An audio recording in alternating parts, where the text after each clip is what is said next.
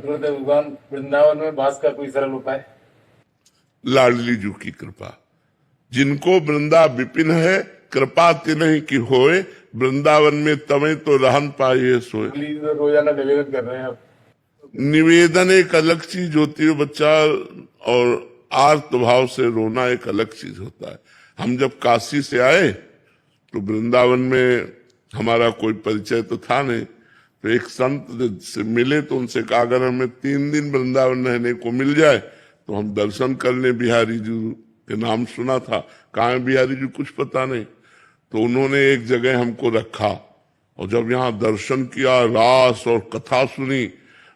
उस समय बड़े सिद्ध महापुरुष थे मथुरा दास जी, वो भक्तमाल की चर्चा करते थे, बड़े सिद्ध, वाणी से अमृत टपकता उनकी।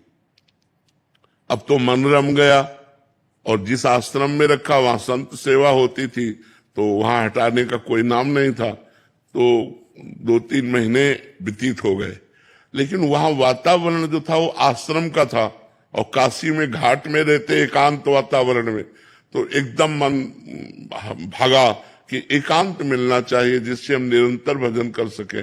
अब वहां एकांत तो हमारा कोई परिचय नहीं, तो मदन मोहन का टीला देखा है, इस टीले पे चढ़ करके एकांत में दोपहर के समय खूब रोए, भगवान से आर्त भाव से।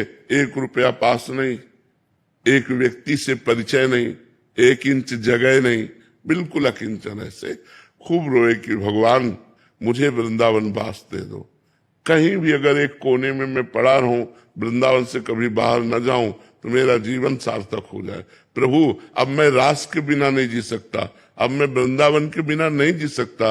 ये जो भगवत कथा होती है, ये जो रास होता है, उस समय उड़िया बाबा में रास हुआ करता था, अब तो सब परिवर्तन हो गया।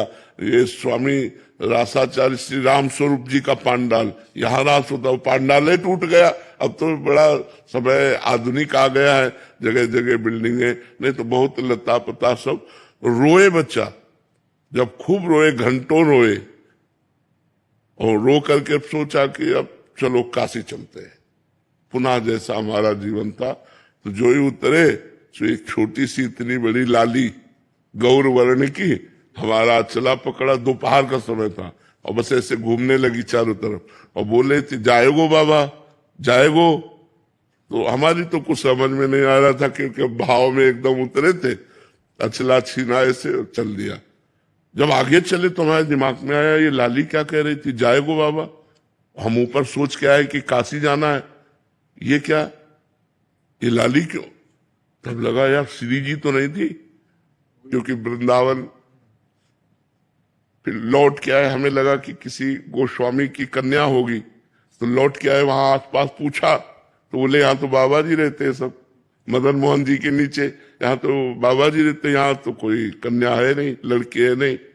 बस हमारे समझ में आ गया कि हमारी लाडली जू हमारे छोर को पकड़ लिया। जिस आश्रम में हम रहते थे उस आश्रम में गए तो पहले से एक संत खड़े थे।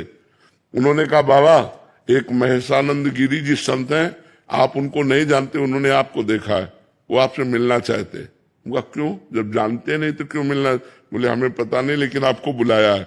हम गए, बोले वहां जहां आप रह रहे हो वहां अनुकूल आपके नहीं होगा, ये कमरा है एकांत में, आप यहाँ रह लीजिए। आप क्या व्यवस्था लाडली जी की, और आज देख लो सब व्यवस्था होने की।